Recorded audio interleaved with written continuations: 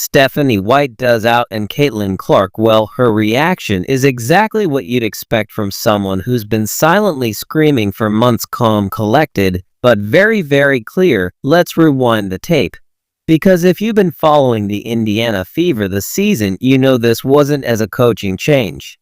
This was a long overdue correction. From a minute Caitlin Clark was drafted, this team was never going to be the same. She brought the fans, the pressure, the cameras, the expectations. She wasn't just another rookie. She was a rookie, the one who sold out arenas before she even stepped on a WNBA court. But somehow Stephanie White didn't get the memo, or maybe she got it, read it, and threw in the trash. If you're here for the real story and not to filter version, subscribe. And if you're sticking around for the next meltdown, you better definitely subscribe, because what unfolded over first half of the season wasn't his questionable coaching, it was a masterclass in how to waste generational talent over and over again. Game after game, we watch White do the exact opposite of what any coach should do. A player like Caitlin Clark, you've got the best shooter, passer, and floor general in a rookie class, and your player off the ball, you got a pick and roll dream duo with Leo Boston, and you barely run it. You got clogged, visibly calling for the ball, orchestrating off and on our own terms, and you bench or in a fourth quarter close games. Make it make sense. By the time the Fever last expansion Golden State Valkyries on July 10th, in a game where Clark touched the ball fewer times and a backup center, the writing was on the wall. Our fans were done, pundits were confused, and Clark, she was diplomatic, but the cracks were showing. And then it happened, the press conference that ended it all. Stephanie White, tight-lipped and deflecting, sat there and blamed the players. She called out their execution, their effort. She pointed fingers at lack of chemistry and young talent learning curve. But not once did she take ownership of rotations, the system, the very decisions that led to that disaster of a game that was a final straw. You can't mismanage Caitlin Clark on a nightly basis and then gas the public about why your team's 5-18, the league side, the fan site, and you know who have sought Caitlin Clark herself, because when the news dropped Stephanie White has been relieved of her duties, Caitlin didn't go full scorched earth. She didn't do the told you so victory lap. She posed a single photo, black and white practice gym, just her standing at the top of the key, ball in hand, caption reset, one word, one message, game on. And you know what? That posted harder than any press release, because this isn't just about a coach getting fired. This is about a team realizing finally that you can't treat Caitlin Clark like just another player. She's not a role piece.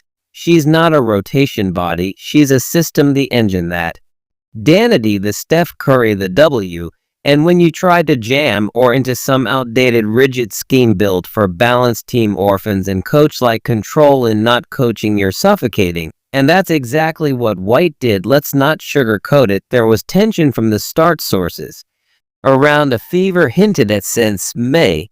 There were philosophical differences. White wanted a structured, evenly distributed offense. Clark needed spacing, freedom, movement. White insisted on veterans setting the tone. Clark, why the lead? Not with ego, but with instincts. She's a floor general. That's what made her a start. Iowa, that's what made her the most watched player in women's college basketball history. She reads the fences like novels. She manipulates space. She creates gravity.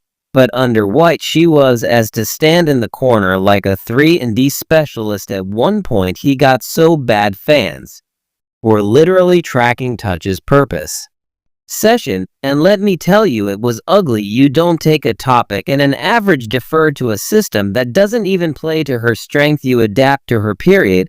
And that's why this moment feels so massive, because firing Stephanie White isn't just a move, it's a declaration. It's a Fever saying, we get it.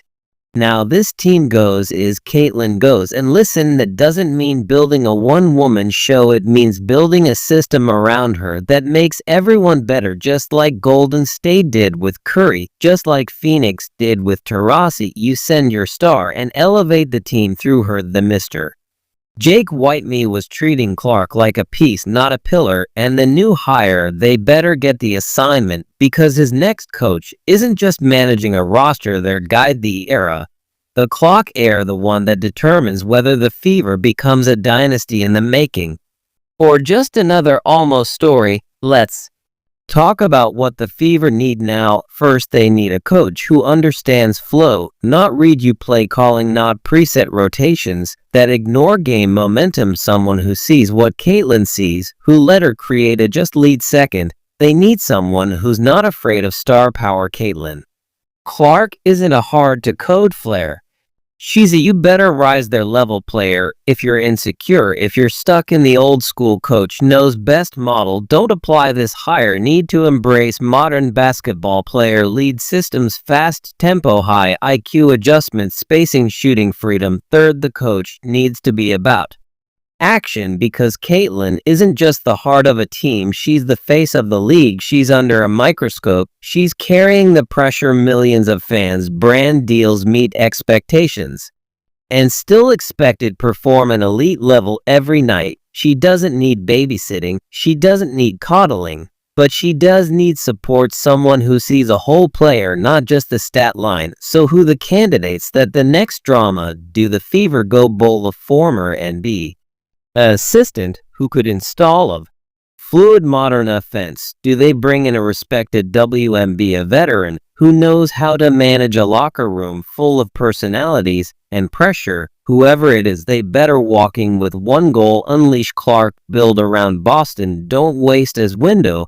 because now the excuses are gone. No more blaming schemes, no more we're still figuring out, no more downplaying importance of using Caitlin Clark correctly. This team has a talent, they just need a division, and now with White gone, they got a chance to reset, to let Clark cook, to run the pick and roll with Boston like it was meant to be. Iran to put shooters around her, to open up the floor, to let her lead, because this is her team now, and if Indiana plays it right, this firing won't be the and something, it'll be the beginning of everything. So what you think? Did the Fever make the right call? Who should they hire next? And will this final be the moment where Caitlin Clark, it's a system and respect she deserves? Drop your thoughts in the comments, subscribe if you're here for the chaos, and stay locked in, because the Clark era, just its first major plot twist, and something tells me the best part is still to come. Alright, if you're still with me, then you know this isn't just another coaching change.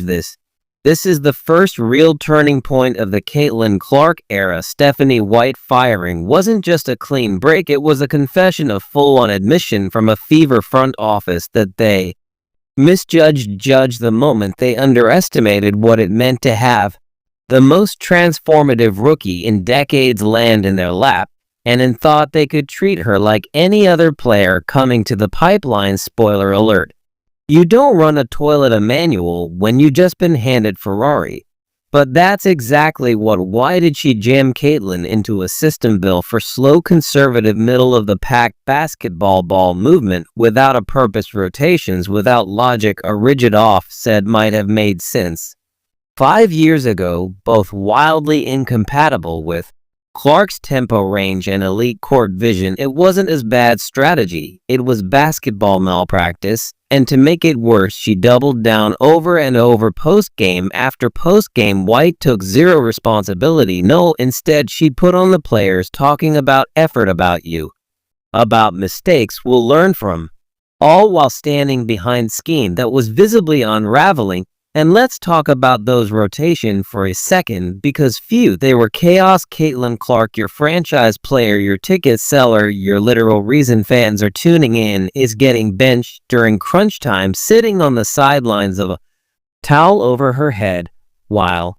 he often sputters, the spacing collapses, and the team clangs his way to yet another core meltdown. Meanwhile, her natural chemistry with Leah Boston, the one thing that actually worked under the system, was underutilized to a criminal degree. That high pick and pop dead, the inside-out timing they had from training camp ignored. The two best young players in the league were being treated like accessories.